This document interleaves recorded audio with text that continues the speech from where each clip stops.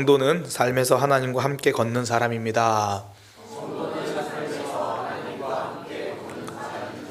한 번 더 고백합니다. 성도는 삶에서 하나님과 함께 걷는 사람입니다.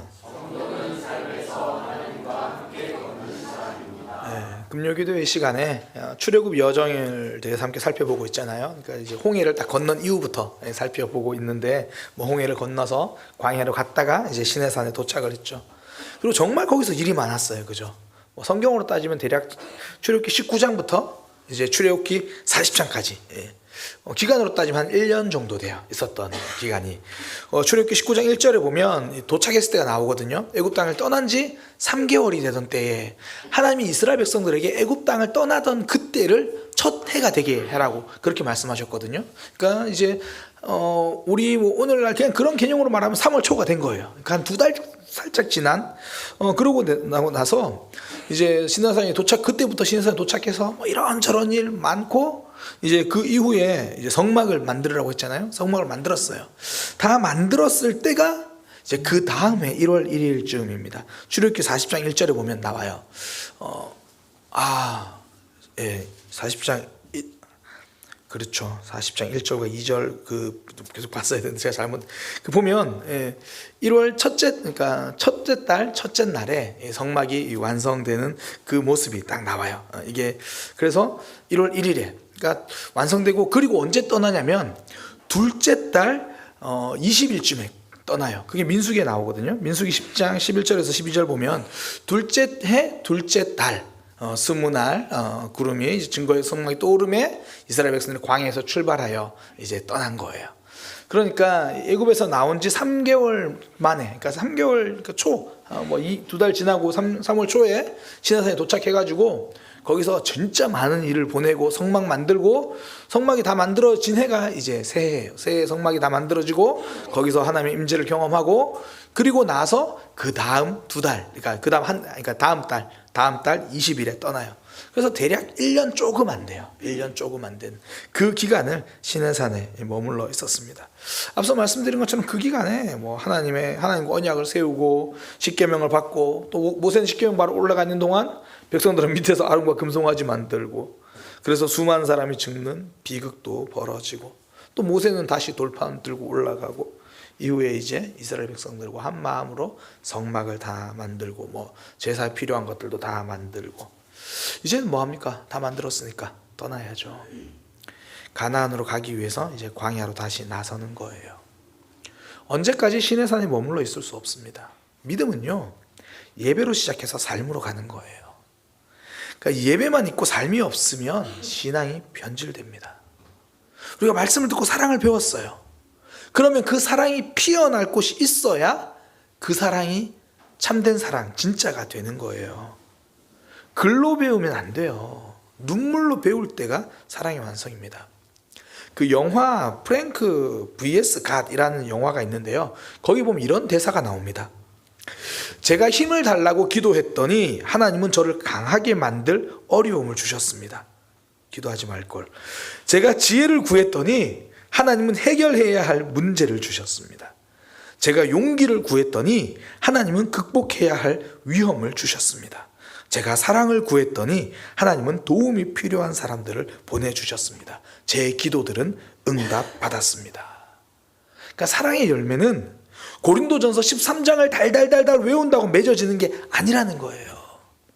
내가 사랑해야 할 사람에게 갈 때 그 사랑의 열매가 맺어집니다. 이쯤 되니까 하나님께 기도했던 게 후회되기 시작해요. 하나님, 저 사랑의 사람이 되고 싶어요 라고 기도했는데 기도 잘못한 것 같다. 지혜도 용기도 현장에서 무르익게 된다는 겁니다. 하나님은 이스라엘 백성들과 시내산에서 특별한 시간을 보내셨어요. 그러나 거기에 머무르게 하지는 않으셨습니다. 이제 머무를 시간이 아니라 나아갈 시간입니다. 하나님과 함께 걸어올 시간이죠. 이게 성도의 삶입니다. 예배의 자리를 넘어서 삶의 자리로, 현실의 시간으로 가는 것, 이게 신앙이에요. 이제 현장으로 하나님과 함께 걸어갈 시간이라는 겁니다. 하나님은 그곳에 우리를 혼자 보내지 않으세요. 우리와 함께 걸어가십니다. 이게 광야의 여정이에요. 그런데 문제는 뭐냐면, 목사님, 하나님이 나와 함께 하신다는 것 늘 귀에 못이 박히도록 듣는데 내 삶에서는 그 하나님이 어디 계신지를 모르겠어요. 함께 하신다고 하는데 안 느껴질 때가 더 많아요. 왜 그렇습니까? 오늘 본문을 통해서 우리가 발견할 수 있는 게 있는데요, 하나님과 속도가 달라서 그래요. 같은 길을 가도 속도가 다르면 안 보이는 거예요. 어디 계시지? 그래서 우리가 하나님과 걷고 있다는 것을, 하나님과 늘 동행하는 사람, 하나님과 제대로 걷기 위해서 필요한 게 첫 번째 속도라는 겁니다. 하나님과 같은 속도. 출애굽기 40장 36절에서 37절 보면 그런 이야기 나와요. 구름이 성막 위에 떠오를 때는 이스라엘 자손이 그 모든 행진하는 길에 앞으로 나아갔고, 구름이 떠오르지 않을 때는 떠오르는 날까지 나아가지 아니하였으며, 그러니까 성막 위에 구름이 떠오르면 갔대요. 떠오르지 않으면 멈췄대요. 그런데 떠올랐는데 혼자 그 자리 가만히 앉아 있으면 하나님 어디 계시지가 되는 거고요. 하나님께서는 여전히 그냥 성막에 구름이 안 떠올랐는데 혼자서 열심히 마음 급해서 가면 하나님 어디 계시지? 이렇게 되는 거예요. 우리의 삶에서 많은 경우 하나님과 속도가 다를 때 하나님이 잘 안 보이거든요. 언제 하나님과 속도가 많이 다른가요? 기도응답 기다릴 때요. 그때는 우리가 달리기가 왜 그리 빠른지 몰라요. 하나님보다 우리 속도가 너무 빨라요. 열심히 기도하거든요. 혼자 막 달려요. 하나님 이거 이렇게 해주시고요, 저거 이렇게 해주시고요, 지금은 이렇게 응답하셔야 됩니다. 한참 달리고 정신 차려보니까 하나님은 저 뒤에 계신 거예요. 그럼 우리 또 외치잖아요. 이때부터 이제 철야기도 들어갑니다. 하나님 뭐 하세요? 빨리 오셔야죠. 막 그렇게 혼자서 발을 동동 구르고 있는 거예요. 지금 내 삶에 급한 문제가 있는데 하나님 왜 응답 안 하시냐고. 응답에 있어서는 하나님의 속도와 우리 속도가 다를 때가 참 많아요. 내 계획이 있을 때가 주로 그렇죠. 내 계획이 확실하고 정확할수록 그래요. 내 계획에는 지금 딱 응답되면 좋겠어요. 그런데 하나님의 계획은 다르죠. 그때 성숙한 크리스찬, 지혜로운 성도는요, 하나님의 응답에 내 속도를 맞추는 거예요. 제가 대학교 이제 다닐 때 방학마다 이렇게 아르바이트를 했어요. 노동 현장에서 열심히 이런저런 잡일을 했거든요. 흔히 말하는 노가다라고 이야기를 하잖아요. 군대 가기 전에도 하고 방학 때도 하고 군대 갔다 와서 복학하기 전에도 하고, 웬만한 종류는 다 해본 것 같아요. 뭐 전기, 기계, 설비는 안 해봤어요. 전기, 기계, 토목도 안 해봤군요. 건축, 뭐 웬만한 건 진짜 다 했어요. 그때 일 생기는 거 해야 되니까. 한 번은 이제 집 짓는 목수를 따라다닐 때가 있었어요. 그때 이제 사장님이 따라다니면서 운전면허 운전할 수 있냐? 네, 할 줄 압니다. 그럼 이제 막 그 폰 보더라고. 어쨌든 막 그런 거 막 자재 막 나르고 막 현장에 가서 일찍 가가지고 막 반생이라고 철사 막 접고 어쨌든 막 그런 일 열심히 했어요. 그때 사장님이 저한테 해준 말씀이 있어요. 박구나, 넌 나중에 혹시나 네 건물을 짓는다면 받침대는 절대 빨리 빼지 마라. 이제 그 콘크리트 짓고 나면 이렇게 건물 세우고 나면 받침대를 세워 놓거든요. 그거 절대 빨리 빼지 마라. 많은 사람들이 1층 짓고 조금 있다 2층 짓고 3층 짓고 그러는데 이 1층의 콘크리트가 충분히 마를 때까지 받침대를 세워 두라는 거예요. 그런데 받침대를 빨리 뺀다는 겁니다. 제가 물어봤어요. 그럼 세워두면 되죠. 야, 그 자재 빨리 다른 현장에 써야지. 그래서 이제 빼가지고 다른 현장에 쓴다는 거죠. 2층에 또 받쳐야 되니까. 그러니까 공사도 빨리빨리 진행해야 되니까 받침대를 빨리빨리 빼고 뭐 페인트 칠하고 진행해야 되니까. 그때 그 사장님이 저한테 해주신 말씀이 전 되게 마음에 남아요. 오래 받쳐둘수록 좋은 거야. 물론 뭐 세월아 내월아 무조건 오래 한다고 다 좋은 건 아니겠죠. 그러나 서둘지 말라는 의미잖아요. 충분히 마를 수 있는 시간을 주어야 나중에 건물이 이게 휘어지지 않는다 그러더라고요. 물론 그때랑 지금은 이제 건축 기술도 다르고 뭐 자재도 다를 수 있겠지만 저는 그 말이 참 기억에 남아요. 그러니까 내 계획에는 빨리 삐까번쩍한 새 집에 들어가고 싶은 거예요. 공사를 서두르는 거죠. 우리는 이런 걸 전문용어로 부실공사라고 합니다. 하나님은 우리 인생 부실공사로 내버려 두시는 분이 아니에요. 그래서 하나님은 기다리라고 하시는 거예요. 우리는 하나님 빨리 지금 이거 빼고 페인트 칠하고 빨리 외벽해서 이거 빨리 이렇게 아름답게 돼야 되는데 하나님 도대체 뭐 하세요? 그런데 하나님이 더 이상 공정을 진행을 안 하십니다. 그래도 괜찮아요. 하나님은 우리를 괴롭히시려고 하는 게 아니라 우리 인생 부실공사 안 하시려고 하는 거예요. 그럼 도대체 이거 언제 끝나요? 자제 언제 빼요? 우린 잘 몰라요. 그러면 그냥 아멘 하면 돼요. 열심히 기도해보고 안 되면 때가 아닌갑다 하고 기다리면 돼요. 결국 받아들임을 배우는 거죠. 지금까지 제 삶을 돌아봐도요, 저는 거의 매번 부실공사를 원했어요. 하나님 빨리 응답해 주세요. 하나님 지금입니다. 근데 정말 감사한 게 뭐냐면 하나님은 다 거절하셨어요. 제가 빨리 응답해 달라고 할 때 하나님은 계속 거절하셨어요. 제가 너무나 많이 하는 이야기. 전 20대 후반부터 결혼하고 싶었거든요. 그때 저 사람을 알지도 못할 때 그때 응답해 주셨으면 큰일 날 뻔했죠. 하나님이 다 거절하셨어요. 다 거절하셨어요. 제 삶이 여기까지 올 수 있었던 건 하나님이 제 조급함에 응답하지 않았기 때문입니다. 그래서 제 삶이 단단해질 수 있었고 제 믿음이 풍성해질 수 있었죠. 제가 조금이라도 성숙한 게 있다면 하나님이 제 기도에 응답하지 않으셔서 그래요. 저는 응답 부분에 있어서 항상 하나님보다 빨랐거든요. 속도가 다르니까 답답해요. 하나님 지금 뭐 하세요? 그래서 제가 속도를 좀 늦추니까 늘 저와 함께하고 계시더라고요. 다윗이 살면서 이걸 참 많이 경험한 것 같아요. 시편 27편에 보면 이 다윗의 이 안타까운 심정이 막 저절로 묻어나요. 27편 9절에 보면 이렇게 말합니다. 주의 얼굴을 내게서 숨기지 마시고. 무슨 말이에요? 지금 하나님 안 보이신다는 거죠. 하나님 안 보이고 주는 나의 도움이 되셨나이다. 주의 구원 하나님 나를 버리지 마시고 떠나지 마소서. 지금 버림받은 것 같다는 거예요. 떠난 그런 것 같은 거예요. 얼마나 지금 급하냐면 27장 12절에 보면 이렇게 말해요. 내 생명을 내 대적에게 맡기지 마소서. 위증자와 악을 통한 자가 일어나 나를 치료합니다. 하나님 지금 도와주셔야죠.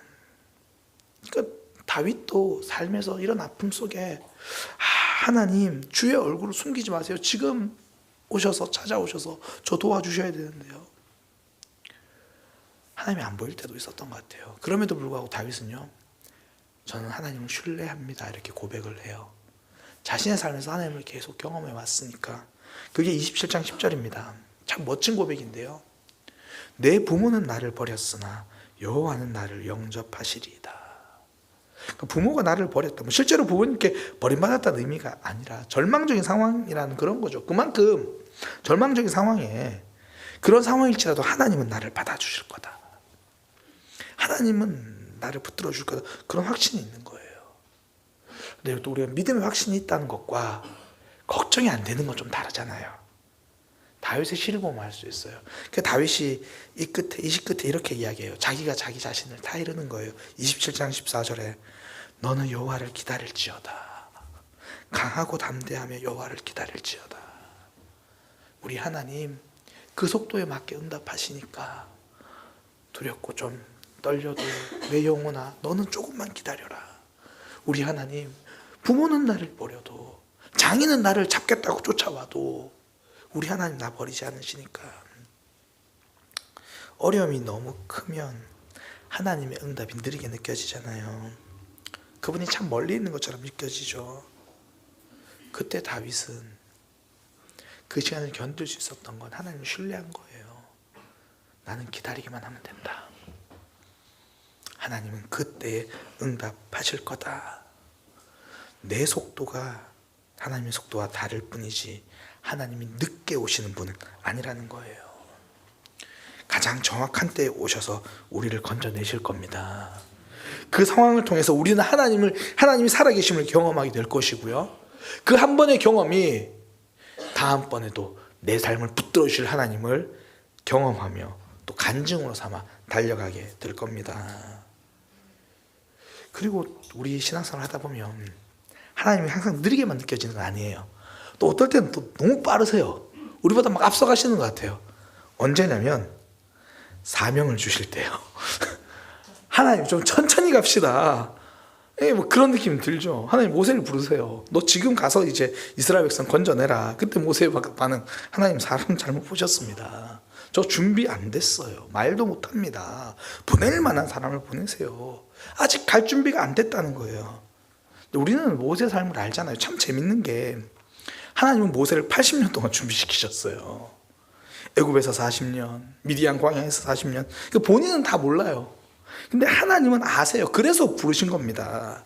그러나 모세의 대답은, 그런 상황에서 모세의 대답은 뭐예요? 하나님 다 알고 부르셨는데 모세는 아멘이 아니라 잠깐만요. 하나님이 우리를 사명의 자리로 부르시는 순간을 가만히 보면요, 이미 하나님은 때가 되었다고 생각해서 우리를 부르시는 거예요. 하나님이 이미 준비시켜 주셨거나 모세처럼, 아니면 불러서 이제 훈련시켜 주실 거거나, 둘 중에 하나거든요. 그러니까 모세의 경우는 이미 많이 준비시켜 주셨습니다. 어떻게요? 주로 아픔을 통해서죠.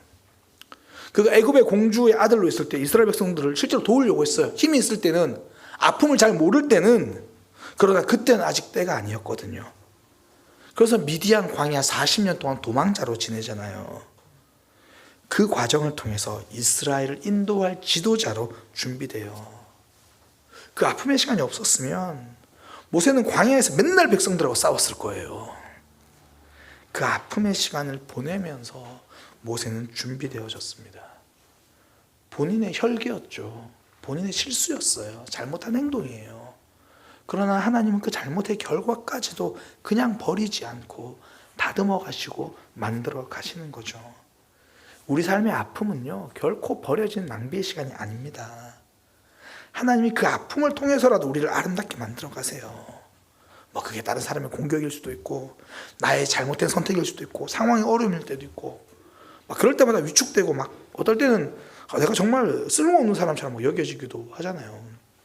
얼마 전에 제 지인 중에 한 명이 전화 와가지고, 일이 계속 꼬인대요. 그러니까 일이 자꾸 꼬이니까 본인이 잘못도 아닌데 내가 잘못했나? 본인이 쓸모없는 사람처럼 여겨진다고 그런 얘기를 하더라고요.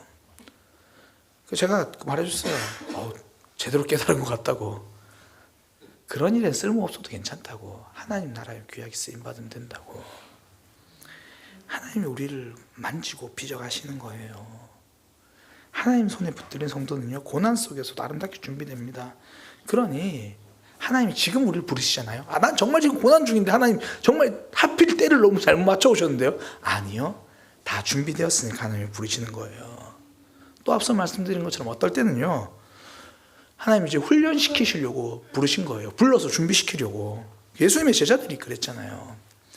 어부들이 그물 손질하고 있을 때 그냥 부르셨어요. 근데 제자들이 그물을 버려두고 따라요. 저도 이 본문 가지고 이러저러 설교도 참 많이 했는데, 오늘 본문 묵상하면서 그 생각이 들더라고요. 왜 따랐을까? 제가 보기에는 오늘 본문 묵상할 때 깨달은 게, 일하기 싫었구나. 정말 일하기 싫었구나. 이게 정말 그물 계속 깁는데 이거 정말 하기 싫은데 누가 와서 가자 그러니까 가면 좋겠다.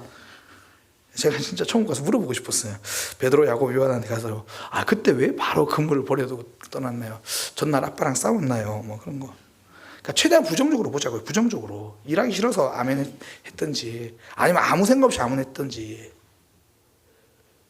그러나 그 덕분에 예수님의 제자가 돼요. 똑똑하게 계산해서 거절하는 것보다 차라리 어리숙하게 아멘하는 삶이 귀하다는 겁니다. 계산하면요, 자꾸 내 속도만 주장해요. 그냥 아멘하면 하나님의 속도에 편승해서 달릴 수 있는 거예요. 그때 하나님이 우리 삶을 통해 영혼을 살리시는 거죠. 새 일을 행하십니다. 우리가 언제까지 나 하나 살겠다고 문제와 씨름하며 살 수 없잖아요. 문제와 씨름하는 삶이 아니라 영혼을 살리는 삶이 되기를 소망합니다. 그러려면 하나님이 부르실 때 가면 돼요. 준비돼서 부르시든지, 아니면 준비의 훈련을 위해 부르시든지, 하나님의 속도에 아멘할 때 현장에서 생명을 살리는 사람이 되는 거예요. 제가 서론에서 읽어드렸던 그 영화, 그 이야기, 용기, 하나님이 우리에게 이 도전한 일을 주실 때 가면 용기가 생기는 거고요. 사랑도 마찬가지고요. 하나님이 우리에게 사명 부르실 때, 그때가 하나님이 보시기에는 딱 준비가 된 때거나, 아니면 그 일을 통해 우리를 만들어 가시기 위해서거나. 그러니 그때 하나님의 속도에 맞춰서 하나님이 가자 그러면 따라갈 때 생명을 살리는 믿음의 사람이 됩니다. 더 이상 문제와 씨름하는 게 아니라 영혼과 씨름하는 사명자가 되는 거예요. 더 이상 자꾸 아픔하고 씨름하지 말고요. 문제가 찾아오면 그거 갖고 씨름하지 말고 하나님이 내게 보내주신 영혼 가지고 씨름하고 그렇게 생명을 살리는 믿음의 백성 되기를 소망합니다. 두 번째, 하나님과 함께 걷는 삶. 그게 뭐냐면 하나님을 바라보는 삶이에요. 그러니까 더 정확하게 좀 표현하면 인식하는 삶. 하나님 내 곁에 계시네? 이걸 인식하는 거죠. 출애굽기 40장 38절에 보면 이렇게 말해요. 낮에는 여호와의 구름이 성막 위에 있고 밤에는 불이 그 구름 가운데 있음을 이스라엘의 온 족속이 그 모든 행진하는 길에서 그들의 눈으로 보았더라. 그냥 이 나무 상자 하나 들고 가는 게 아니라 그 나무 상자에서 여호와의 임재를 그들의 눈으로 본 거예요. 성막에서 밤에는 불이 나오고 낮에는 구름이 성막에 있으니까 온 족속이 그 행진하는 길에서 그들의 눈을 본 거죠. 하나님과 함께 걷는 삶이란 하나님을 바라보는 삶이에요. 지난 수요 예배 때 이제 바리새인들과 사두개인들이 예수님께 표적을 구하는 그런 내용을 함께 나눴거든요. 근데 그들이 이제 예수님께 말한 거예요. 아니 우리가 좀 당신을 믿을 만한 표적을 좀 보여달라. 그랬더니 예수님이 야 내가 이제 너희들한테 더 보여줄 표적은 없다. 굳이 말하면 요나가 물고기에서 입에서 나온 거 그거밖에 보여줄 거 없다. 이게 예수님의 죽음과 부활을 상징하는 건데 그렇게 이야기를 하세요. 그러니까 다른 표적을 안 보여주겠다고 그런 식으로 말씀하세요. 그 이유가 뭐냐면 그동안 봐도 안 믿었다는 거예요. 그동안 예수님이 보여준 표적이 적은 게 아니거든요. 오병이어도 있었고요. 실제로 바리새인들과 싸울 때 보면 안식일에 병 고치는 것도 여러 번 보여줬어요. 실컷 예수님이 그 기적 보여주니까 그때 그들이 했단 말이 뭐냐면 귀신을 힘입어서 고친 거 아니야? 이러고 있었다고요. 눈 감고 있으니까 하나님의 역사를 보고도 몰라요. 보고도 아니라고 말하는 거예요. 믿음은 하나님께 눈뜨기입니다. 내 삶에 함께하고 계신 하나님께 눈을 뜨고 그분의 일하심을 보는 거죠. 그러면 오늘 내게 주신 밥 한 공기도 하나님의 기적으로 깨닫게 돼요. 하나님이 내 삶에서 함께 하시나 안 하시나 이건 묻는 게 아니에요. 내가 그분에게 지금 눈을 감고 있나 뜨고 있나 그거 질문하는 게 필요한 거예요. 그림자를 판 사나이라는 소설을 제가 소개한 적이 있습니다. 이제 어느 날 주인공에게 한 남자가 찾아와요. 회색 옷을 입은 남자가 찾아와서 당신의 그림자를 사겠습니다. 그림자를 파세요. 그래요. 그러면서 대가는 이 자루를 하나 줄게요. 이 자루에 손만 넣으면 금화가 언제든지 나옵니다. 그래서 그림자 따위를 팔아가지고 그 금화를 얻을 수 있으니까 팔겠다 그래요. 그래서 그 그림자를 팔아버리거든요. 그러면 이제 막 부유하고 행복하게 막 살 줄 알았는데 그림자가 없으니까 사람들이 자꾸 수상하게 봐요. 배척 받아요. 그래가지고 안 되겠다. 다시 그림자를 돌려달라고 그렇게 말하니까 그 회색 옷을 입은 남자가 그림자 돌려드리겠습니다. 이 종이에다가 사인만 하시면 돼요. 그 종이를 딱 봤더니 이렇게 적혀 있는 거예요. 죽은 후 나는 이 서류를 갖고 있는 이에게 내 영혼을 넘길 것을 유언으로 서명하노라. 내 영혼을 넘길 것을 서명하노라. 한마디로 영혼을 넘기면 그림자를 돌려주겠다 그거잖아요. 이제 주인공이 그걸 읽고 깜짝 놀라고 묻습니다. 아니 당신 도대체 누굽니까? 회색 옷을 입은 그 남자에게 당신 도대체 누굽니까? 그때 회색 옷을 입은 남자가 웃으면서 말해요. 정말 제가 누군지 모르시나요? 저는 보잘것이 없는 악마입니다. 그림자를 넘겨주면 자루를 준다고 그 말을 준다고 할 때부터 정말 악마라는 걸 몰랐을까요? 알았죠. 단지 잊고 살고 싶었던 것뿐이죠. 결국 더 이상 외면할 수 없을 때가 되어서야 마주하게 되는 거예요. 제가 지금 악마 이야기를 하려는 게 아니라 우리 삶에서도요. 하나님이 나에게 말씀하시는 것 정말 모르나요? 우린 모르지 않습니다. 하나님이 안 보인다고 말하지만 사실은 내 곁에서 무슨 말씀을 하고 계신지 알 때가 더 많아요. 단지 삶이 바쁘다는 이유로 내 뜻을 내려놓고 싶지 않아서 하나님 뜻이 안 보인다고 생각하고 있는 거죠. 그래서 언제나 말씀이 답입니다. 하나님을 향해서 눈 감고 있는 우리에게 하나님을 향해서 눈 뜨게 해주는 게 말씀이거든요. 말씀 앞에 설 때 내 곁에 계신 하나님을 인식하게 돼요. 이게 부활하신 예수님이 제자들을 만났을 때 일어난 사건입니다. 예수님 예루살렘에서 십자가에 달려 돌아가시니까 제자들이 뿔뿔이 흩어지잖아요. 그 중에 제자들 중에 엠마오로 가던 제자들이 있었어요. 그런데 참 놀라운 게 엠마오로 터덜터덜 좌절 속에 가니까 그 옆에 예수님이 중간에 합류하세요. 근데 예수님인지 몰라요. 예수님 때문에 슬퍼한다고 말하는데 예수님이 곁에 계셔도 몰라요. 내 힘듦만 보고 있으면 곁에 있는 예수님도 안 보이는 거예요. 그때 예수님이 하신 게 뭐냐면 성경 말씀을 풀어주신 거예요. 그냥 하나하나 말씀을 풀어줄 때 제자들이 눈이 밝아져요. 그리고 예수시라는 걸 깨닫는 거예요. 그러니까 말씀이 우리 영혼의 안약입니다. 말씀의 안약 받아들일 때 눈이 열려서 지금 내 삶 속에 일하고 계신 하나님이 보이는 거예요. 내 곁에 계시고 내게 말씀하신 그분이 보이죠. 성막에서 구름기둥, 불기둥, 그 성막 안에 핵심 들어있는 게 십계명이에요. 돌판, 말씀. 그곳에 하나님이 보이는 거예요. 그때부터 우리의 삶에서 하나님과 함께 걷는 삶이 가능하죠. 제가 요즘은요, 어떤 결정을 하거나 중요한 대화를 하기 전에 가능하면 큐티를 먼저 하려고 해요. 사실 큐티를 아침에 해야 되는데 목사도 이래저래 이렇게 이러다 보면 아침에 못 하고, 근데 꼭 누구를 만나야 되거나 결정해야 되면 시간을 내서라도 먼저 큐티를 하려고 해요. 왜냐하면 결정해야 되는데 저도 자신 없을 때가 많거든요. 내 뜻일 것 같고 하나님 뜻이 뭔지 잘 모를 것 같고, 그러면 그 말씀을 보면서 내 생각에 갇혀서 하나님이 놓친 일 없도록 말씀 보는 거예요. 그렇게 하나님께 집중하고 그분의 뜻 가운데서 행동하려고 하면 실제로 하나님이 앞서 길을 열어주시는 걸 많이 경험해요. 이거 경험하고 나니까 더 이렇게 말씀 묵상해야겠다 생각이 좀 들어요. 이게 잠언 말씀이잖아요. 잠언 3장 6절에 너는 범사의 그를 인정하라. 그리하면 내 길을 지도하시리라. 우리가 이번에 신년 부흥회가 딴 거 아니에요. 한 해를 시작할 때 눈 뜨는 시간이 되는 거예요. 계속 눈 감고 하나님 안 보입니다, 그런 게 아니라 눈 딱 제대로 뜨고 나와 함께 하시는 하나님 손 붙잡고 한 해를 살아가야죠. 그런 신년 부흥회 하는 거죠. 하나님 인정하고 한 해를 그분이 지도하시는 길로 걸어가기를 원하는 거죠. 하나님은 이미 우리 주변에서 너무 많은 일을 하고 계세요. 우리 모든 삶에서 사실 하나님 없이 생각할 수 없어요. 하나님이 창조하신 공간에 살고 있다는 것 자체가 하나님과 함께하는 삶이잖아요.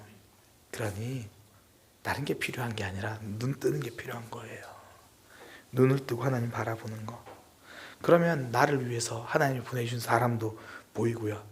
그전에는 그냥 나랑 밥 먹자고 말하는 사람인 줄 알았는데 내가 믿음의 눈이 띄어지니까 하나님이 내게 나를 위로하라고 보내준 사람이고, 그전에는 나를 힘들게 한 사람인 줄 알았는데 하나님 나를 연단시키기 위해서 보내준 사람이라는 거 보여기도 하고, 그렇게 하나님이 보여지는 거예요. 제 삶의 이야기지만 전 제 삶을 봐도 그래요. 정말 많은 날 눈 뜨고 지낼 때보다 눈 감고 지낼 때가 더 많았거든요. 그래도 감사한 건 하나님이 제가 절벽으로 가고 있으면 내버려 두지 않으시더라고요. 예비하신 길로 인도하십니다. 그 성경에 보면 이제 룻 있잖아요. 룻은 그냥 이삭 주우러 갔어요. 딱 갔는데 보아스의 밭이잖아요. 돌아보면 하나님 인도하심이고 하나님의 도우심이죠. 그래서 우리도 늘 고백해요. 지난 모든 세월들 돌아보면 그 어느 것 하나 주의 손길 아닌 거 없네. 근데 문제는 뭐냐면 현실은 늘 노심초사라는 거예요. 오늘은 우리가 어떤 밭을 만나게 될까? 어떻게 될까? 노심초사하는 삶 말고 담대한 믿음의 삶 들려면 눈을 뜨는 거예요. 하나님이 나를 인도하신다. 그거 붙들고 살아가는 거죠. 하나님은 이미 우리 곁에 계십니다. 우리 안에 계시고요. 우리에게 말씀하십니다. 이스라엘 백성들 정 가운데 성막이 있었던 것처럼 우리의 삶 가장 중심에 성령 하나님 계십니다. 우리가 날마다 걸어가는 것, 믿음의 눈을 떠서 그 성령 하나님을 바라보는 거예요. 귀를 열어서 그분의 음성을 듣는 거예요.